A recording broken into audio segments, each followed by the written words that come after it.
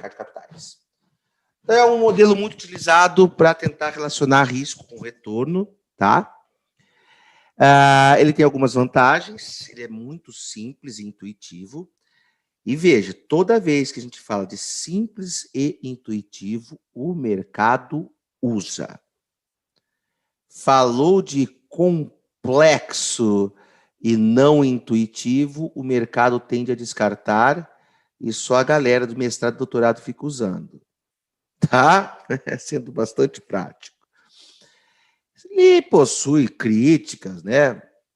Trabalhos e mais trabalhos mostrando que, em muitos casos, o modelo CAPM pode levar a erros e tal, mas continuam usando, tá ok? A ideia é que a variância dos retornos, né? A variância, desvio padrão, a única diferença de um com o outro é que você pega a variância, tira a raiz quadrada, você acha o desvio padrão. É que a variância dos retornos é uma medida de risco apropriada, então ele parte do mesmo pressuposto do que a gente já estava vendo com o desvio padrão, mas tem algumas características. Então agora a gente vai falar um pouquinho da ideia por detrás da taxa de desconto e do modelo CAPM, e como essa medida de risco pode ser incorporada dentro de valuation. Né? Valuation é quando a gente pega, eu quero saber quanto vale uma empresa da bolsa, e eu quero fazer um valuation, e pode ser utilizado esse modelo do CAPM para obtenção da taxa de desconto, é isso que eu quero mostrar para vocês também. Então, eu quero investir no ativo X, tá? O valor atual do ativo X, como que eu mensuro, como que eu faço o valuation desse ativo X, que poderia, por exemplo, ser uma ação negociada na Bolsa de Valores. A premissa que nós vamos utilizar é que o valor do ativo é o valor presente dos seus fluxos de caixa. Tá? Que é o que vocês já aprenderam, por exemplo, com taxa interna de retorno, valor presente líquido. Lá, provavelmente, a primeira vez que foi visto isso foi daquela matemática aplicada a finanças que tivemos que vocês tiveram no primeiro semestre, se não me engano. Então, veja, a premissa mesmo, a ideia geral de um valuation é a gente pegar os fluxos de caixa a partir do mês 1, do ano 1, né, qualquer, até um determinado período, pegar cada um desses fluxos de caixa, descontar por uma certa taxa de desconto, que eu estou falando que é esse R aqui, e a hora que eu trago tudo para valor presente é o quanto eu acho que vale aquele ativo. E até a ideia de valuation é essa mesma, turma aqui, os analistas, né, que fazem valuation, tanto de mercado imobiliário, que a gente viu um analista que faz isso, tá? Quanto de mercado de ações, mas daí o modelo CAPM é muito aplicado para o mercado de ações, perfeito? É você trazer para valor presente, ver quanto você acha que vale a empresa, divide pelo número de ações da empresa e fala, olha, o preço justo dessa empresa é de R$20. Se você vai indicar ou não a compra como analista, você olha qual que é o preço negociado na bolsa. Olhou, o preço negociado na bolsa é R$15. Indico a compra, porque pelos meus cálculos ela vale 20. Tem uma oportunidade aí de ganho de 1/3 do valor investido. Para quando? Ele também não sabe. Tá? Nem sabe se isso vai se configurar. E nem sabe se a análise que ele fez foi correta, se as premissas utilizadas foram corretas.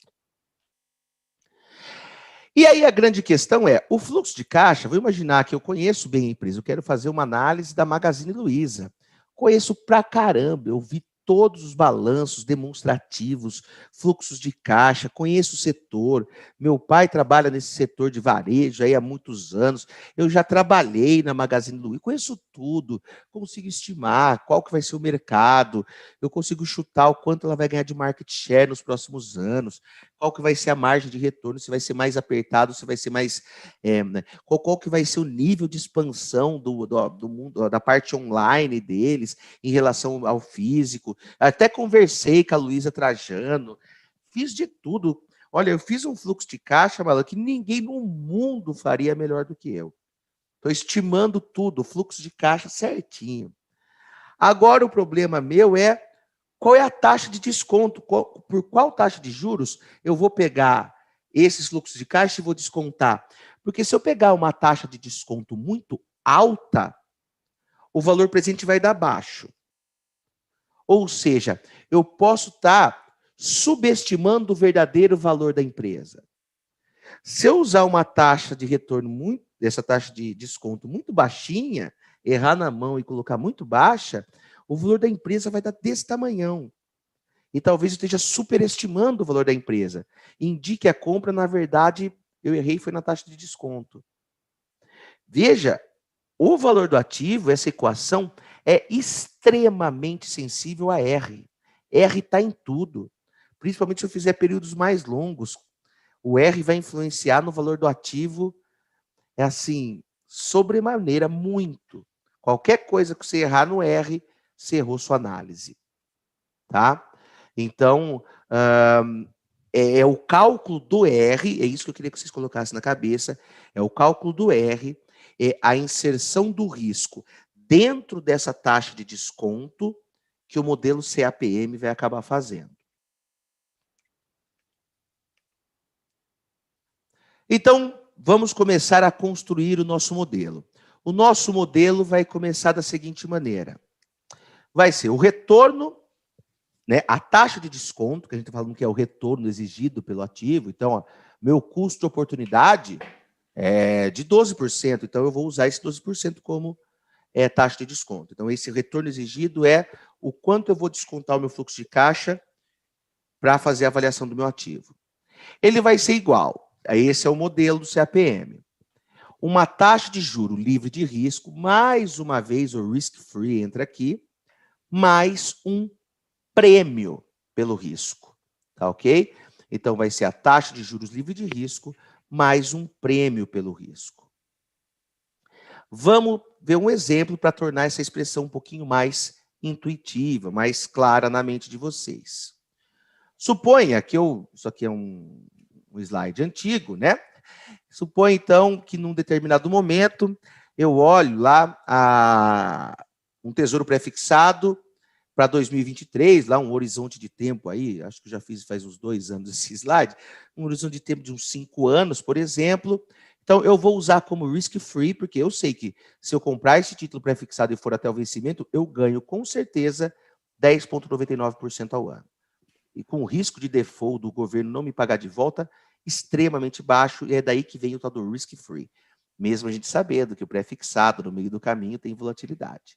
Mas não é essa volatilidade, esse risk-free não é sobre isso que a gente está falando, não. É o risco de não receber, de ganhar com certeza um valor. Então, eu peguei um pré-fixado, vencimento de 5 anos, e estou utilizando isso aqui como risk-free. Então, eu vou analisar uma empresa, tá? XYZ, só que esse é um investimento de risco, né?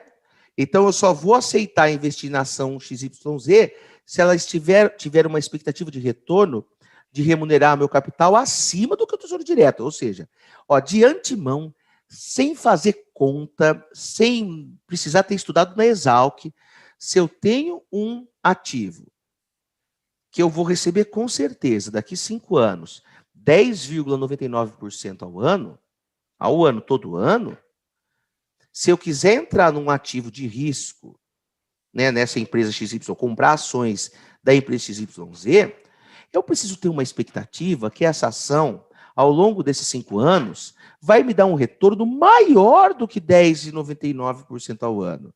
Posso até estar errado, mas eu preciso ter essa expectativa, né? Óbvio, com uma expectativa fundada, não adianta uma expectativa, eu estou torcendo, tá, ok? Por isso, daí vem todas as análises e tal, mas, assim, a expectativa é que eu tenho que ter um retorno maior do que a taxa de juros livre de risco.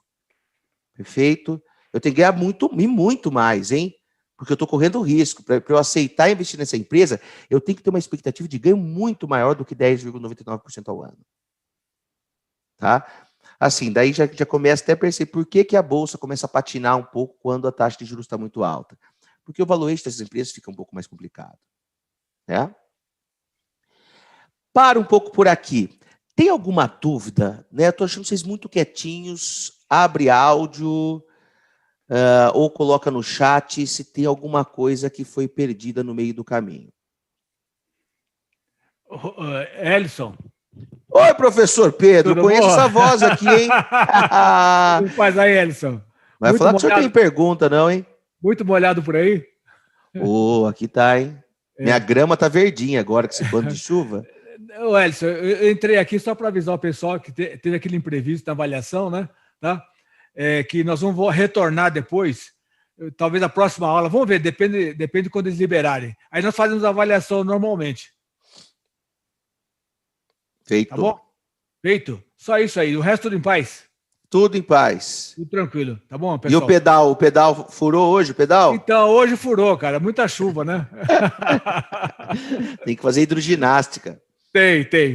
Indoors. Indoor. Falou, então. Um abraço para Falou. todo mundo aí. Boa aula para vocês, viu? Tchau, tchau. Tchau, Pedro. Bom, pessoal, alguma questão que ficou para trás em relação... Assim, está fazendo sentido o caminho que nós estamos vendo. A gente pegou a série temporais de preços, transformamos em porcentagem e utilizamos o desvio padrão como uma medida de risco. Vimos isso graficamente, em termos de uma distribuição normal. Aí a gente deu um passinho além e mostrou que com aquele desvio padrão a gente pode calcular um tal de índice Sharpe, porque o índice Sharpe, além do risco, leva em consideração o retorno. E ele mostra, de uma determinada maneira, o quanto que eu estou ganhando de retorno para cada nível de risco a mais. Agora a gente tem um outro salto para um outro lado, que é principalmente para avaliação, para valuation. Como que eu faço para determinar a taxa de desconto e de que maneira eu insiro o risco dentro dessa taxa de desconto. Então, o modelo foi uma taxa livre de risco mais um prêmio pelo risco. Tá? É aí que a gente está. E chegamos numa conclusão em que, assim, por que fica assim? A taxa risk-free mais um prêmio pelo risco. Por quê? Porque eu só vou aceitar correr o risco da empresa XYZ se eu tiver a expectativa de ganhar muito mais do que 10,99% ao ano. Se eu não tiver essa expectativa, eu caio fora. Porque daí não fica racional. Tá? Então, pessoal, a nossa equação então vai se resumir aqui, vai ficar um pouquinho mais elaborada, como o retorno exigido pela que eu quero, que eu, enquanto investidor, exijo, que eu vou botar lá na minha taxa de desconto para fazer o valuation dessa empresa. O retorno que eu quero exigido da XYZ vai ser um risk-free, que agora a gente vai usar esse 10,99 a título de exemplo, mais um prêmio pelo risco, que ainda a gente precisa definir melhor o que é isso. Tá? A gente vai usar a taxa do Tesouro Direto como esse risk-free. Se a ação XYV tiver um histórico de grande volatilidade, o prêmio do risco vai ser mais alto. Se a ação for pouco volátil, a gente exige um prêmio de risco mais baixo. Veja, uma coisa é eu achar a expectativa que eu vou ter daquela ação. Outra coisa é o quanto aquela ação é doidona. Então, ativos mais arriscados, eu vou exigir um prêmio pelo risco maior, porque eu vou estar correndo mais risco, pô. Ativos pouco arriscados, eu vou precisar de um prêmio pelo risco menor. Já quero que vocês também já coloquem nessa balança sua de compreensão da nossa equação, que quanto maior o risco do ativo, maior vou ter que usar uma taxa de desconto para incorporar esse risco dentro do meu fluxo de caixa. Porque eu conheço muito a Magazine Luiza, estou estimando o fluxo de caixa, só que eu não sei se vai ser aquilo. A Magazine Luiza é extremamente volátil o preço das ações. Por quê? Porque de repente compra uma outra empresa e sobe para caramba, de repente faz um negócio, cai para caramba. Não estou falando que a Magazine Luiza é super volátil, estou dando como exemplo. Tá? Porque aquele fluxo que eu estimei, eu tenho uma chance gigantesca de estar errado, mesmo conhecendo muito. Então, o fluxo de caixa muda muito. Porque se a empresa tem uma volatilidade grande das ações, é que tem muita informação nova acontecendo e o preço da ação vai para cima e vai para baixo com grandes facilidades conforme mudanças nos parâmetros, né? Vamos imaginar que fosse uma empresa extremamente dependente do câmbio, né? Ou é exportadora ou importadora, compra matéria-prima do exterior.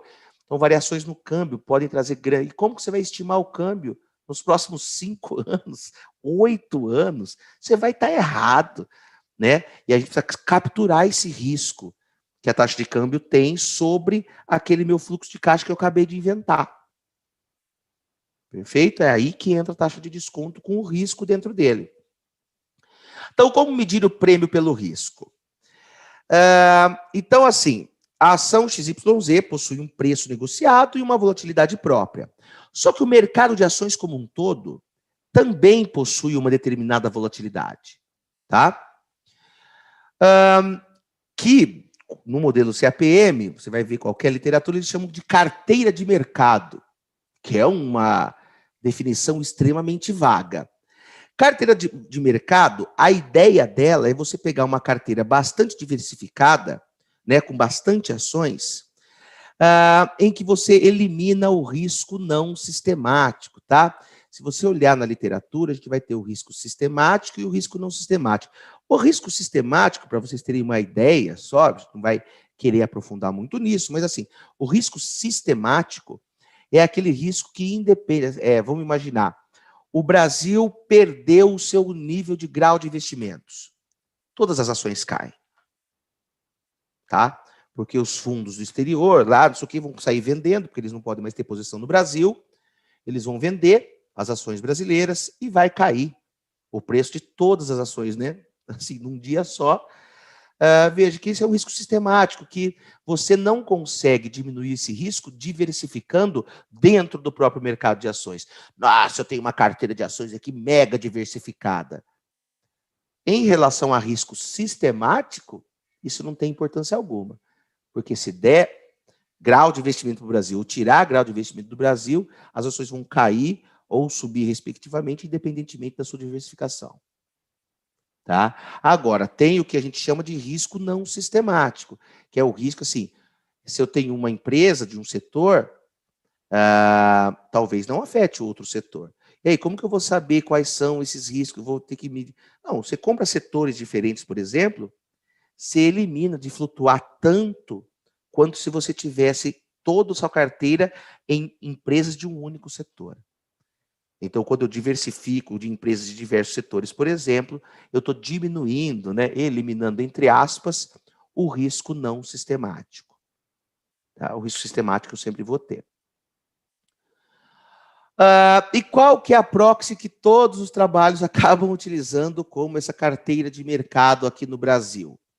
O índice Bovespa, tá?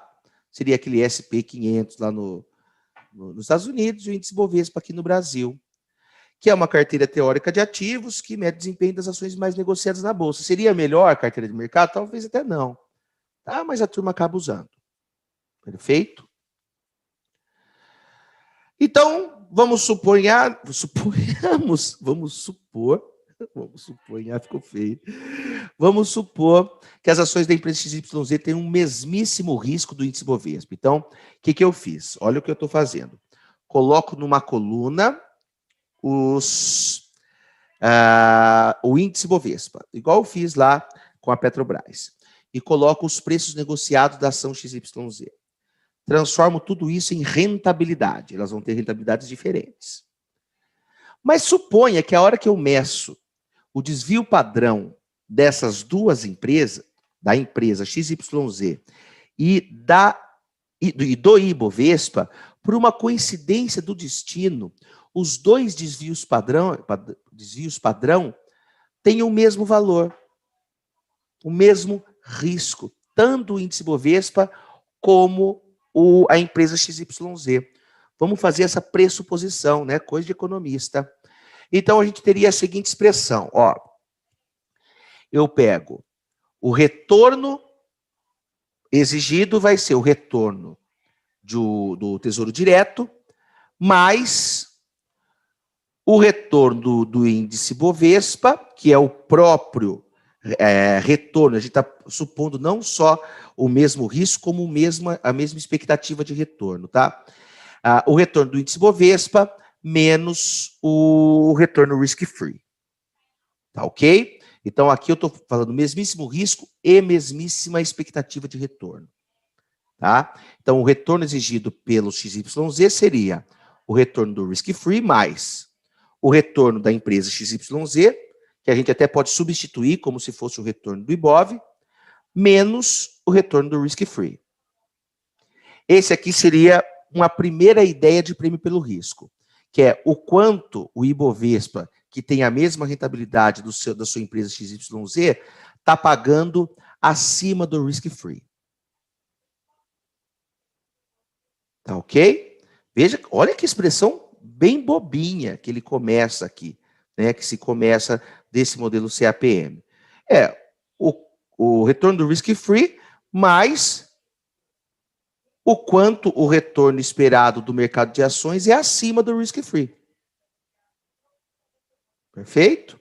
Mas por que fazer essa...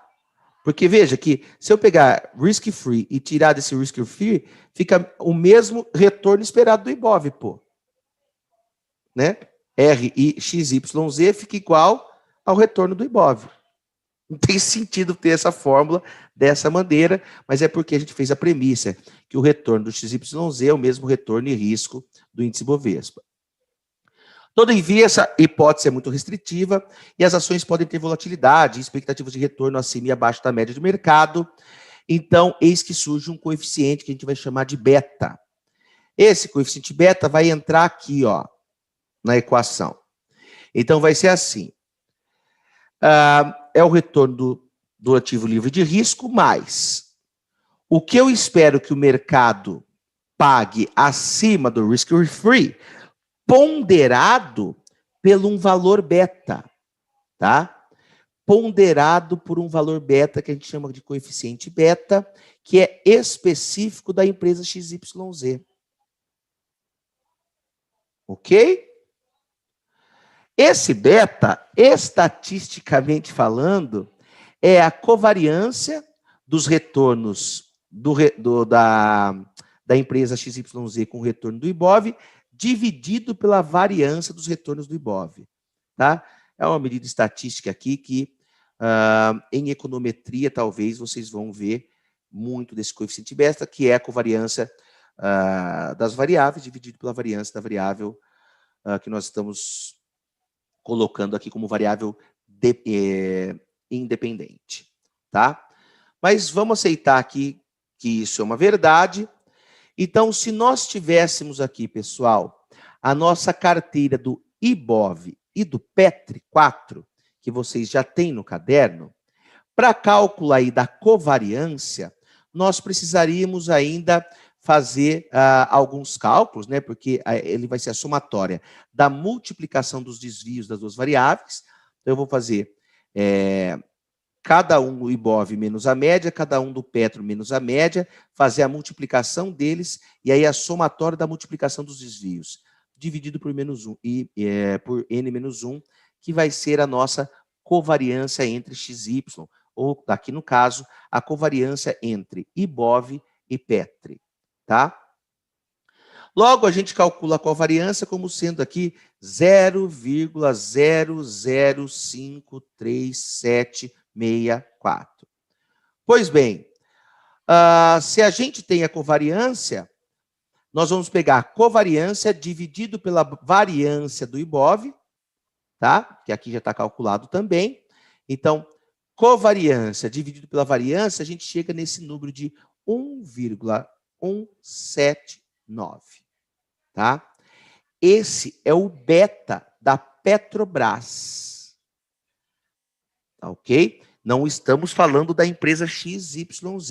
Nós voltamos no exemplo da Petri 4 com o índice Bovespa para demonstrar como que a gente pode calcular esse coeficiente beta para aquele nosso exercício que ficou lá atrás.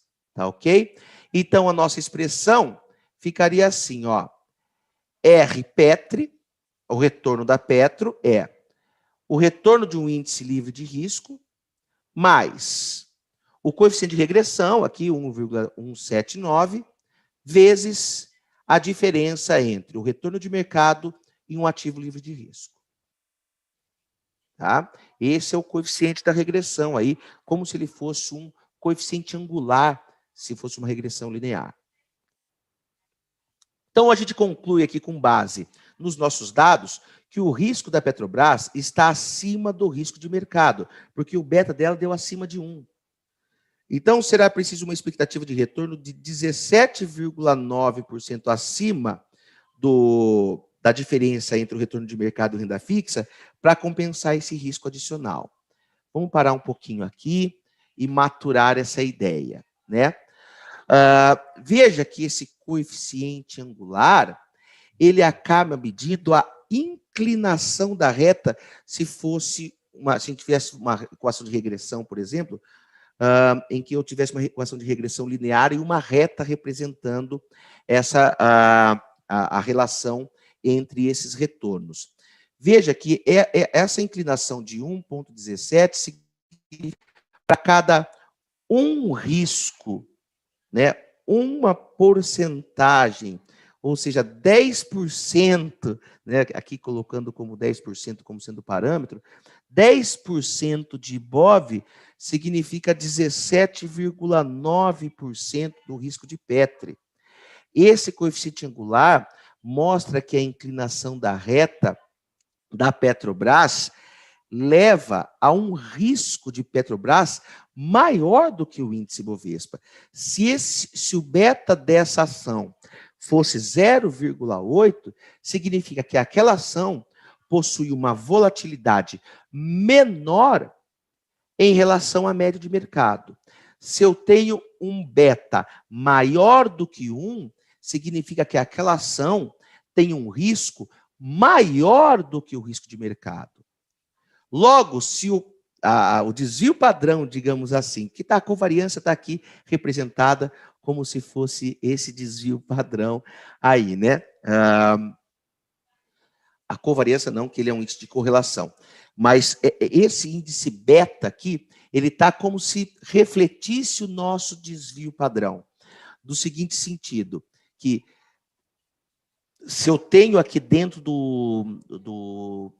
da expressão entre parênteses, o que nós temos de expectativa de ganhar, a carteira de mercado, o IBOV, o que ele tem de expectativa de ganhar acima do risk-free, se eu quero saber para a Petro, por exemplo, e a Petro é mais arriscada do que o IBOV, eu tenho que dar uma penalidade aqui, para que a taxa de retorno fique mais alta. Perfeito? Veja que o R Petri aqui vai ser mais alto do que o R IBOV, porque eu estou multiplicando por 1,179. Tá? Então, agora não é R Petri igual a R IBOV. Não, o R Petri, a taxa de desconto da Petrobras, tem que ser mais alta do que a taxa de desconto se eu considerasse o retorno do Ibovespa. Por quê? Porque a Petrobras possui um risco acima do índice Bovespa. Ele possui um desvio padrão acima do índice Bovespa. E isso é mensurado agora não mais no modelo CAPM, não mais através do cálculo puro e simples do desvio padrão, mas através do cálculo do beta, que é o coeficiente de regressão dessa ação da Petro aqui. Tá? É o quanto ele é positivamente correlacionado com o índice de mercado. Né? Esse nível de risco está acima do índice de mercado ou está abaixo. Então, basta que eu pegue o quanto eu espero que o mercado pague acima do ativo livre de risco e pondere essa expectativa de retorno pelo beta da ação. Como que eu calculo o beta dessa ação? Eu pego a covariância dessa ação com o mercado e divido pela variância do mercado. Tá? Então, carteira de mercado, assim, se eu tenho uma ação que tem beta 1, significa que ela tem um risco idêntico ao Ibovespa. Se eu tenho uma ação com beta 0, que não vai existir, eu tenho um ativo livre de risco. Tá? Se eu tenho uma ação com beta menor do que 1, ele tem risco menor do que o mercado. Se eu tenho um maior que 1, eu tenho uma ação com risco maior do que o risco de mercado. Pois bem, como que tais ações, pessoal, para não ficar muito viajando na maionese, pode ser usada no valuation de uma ação negociada na bolsa? Eu acho que é isso que é o mais legal, tá? Então, a gente agora volta, assim, na empresa XYZ, né? Vamos supor aí uma taxa de 10% ao ano de ativo livre de risco, que eu acho que o mercado vai ter uma expectativa de retorno de 15% ao ano, e que o beta da ação XYZ, que já é dada, tem empresas que calculam o beta da ação, e já nos é dado. Eu vou até mostrar um site aqui que mostra beta de diversas ações. E a gente coloca na funçãozinha. Então vai ficar ativo livre de risco mais 15 menos 10, que é o que eu espero da expectativa do mercado, do Ibovespa, menos 10%, que é o ativo livre de risco, perfeito? Ponderado pelo beta da ação, porque essa ação tem um risco maior do que o risco de mercado. Então, ponderado por 1,54, e a gente chega numa taxa de desconto de 17,7%, em que essa taxa de desconto leva em consideração o risco e os retornos. Tá? O modelo CAPM é um modelo que busca capturar a relação entre risco e retorno para que eu possa calcular uma taxa de desconto para fazer um valuation. Professor, oi. Esses 15% que o senhor colocou aí, expectativa de retorno do mercado, é em relação a todas as ações, né? É, do Ibovespa. O mercado como um todo. Isso, do Ibovespa. Valeu. Tá? Agora, como a gente vai estimar isso aí? É uma desgraça. Bom, então essa seria a taxa de retorno para fazer o valuation da empresa XYZ. Então, o valuation é o fluxo de caixa que eu vou estimar dessa empresa, que eu tenho que conhecer muito do mercado dela, dos concorrentes, quais são as variáveis que afetam as receitas, as despesas e tal, custos fixos, variáveis, projeções de aumento de demanda daquele produto, dividido sempre por 1,177. Essa é a taxa de desconto, para eu poder fazer o valuation desse ativo. Essa desconto está levando em consideração não só o custo de oportunidade de dinheiro, que é o quanto eu exijo de retorno para minha carteira, mas também o risco dessa empresa. Tá? Então, no método fluxo de caixa descontado, a gente pode medir a taxa de desconto de um ativo pelo modelo CAPM, em que a gente vai utilizar o beta como medida de risco. Né? E a gente só vai conseguir calcular beta para a empresa SA de capital aberto em geral, porque é quando a gente tem os dados para trabalhar com ele. Os dados são abertos. Peguei aqui um print de várias empresas, tá? Em que esse site ele calcula o beta de diversas ações. Óbvio que é importante, a gente que está numa parte acadêmica, né? Se a gente tem o beta das ações, é importante que a gente tente procurar ou pergunte lá nesse site, se eu for usar isso para alguma coisa, qual foi a metodologia do cálculo do beta. Estou falando da metodologia, assim, principalmente qual foi a carteira de mercado que você utilizou e qual foi o período de análise. É o último ano, são os últimos 2 anos ou os últimos 5 anos, que isso vai interferir muito no cálculo desse beta, porque esse beta não é um valor conhecido a priori, né? Eu tenho um beta de valores passados. Agora, qual vai ser o beta da minha ação no futuro? Qual vai ser o risco da minha ação no futuro? Qual vai ser o valor da minha ação no futuro? Tá ok?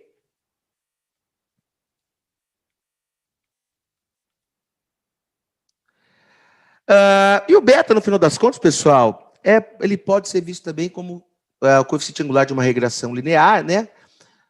Em que a gente coloca os retornos aqui, né, para mês a mês, da carteira de mercado e da ação, e ver se ela der uma reta positivamente inclinada, né, a depender, da angulação dessa reta.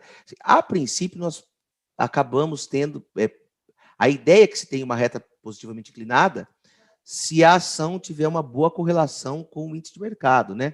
Se a gente pegar uma ação que tem uma correlação, por exemplo, negativa com o índice de mercado, o índice Bovespa sobe e ela cai. O índice Bovespa cai, ela sobe, e a gente vai começar a ter betas negativos, o que começa a atrapalhar toda a nossa análise. Seria um dos problemas aí para a gente conseguir compreender. Mas tomando, né, que todas as ações vão acabar tendo uma certa correlação com o que está acontecendo com o mercado, positiva, a hora que a gente traça a regra de regressão, o coeficiente angular vai ser essa medida de risco. Perfeito? Não vai precisar necessariamente... O coeficiente angular, o beta, vai ser o próprio coeficiente de regressão, que é a covariância dividido pela variância. Né? E aí a gente acha esses valores, calcula o R2 para ver se ele é significativo, e aqueles negócios de estatística, que não é aula de estatística aqui.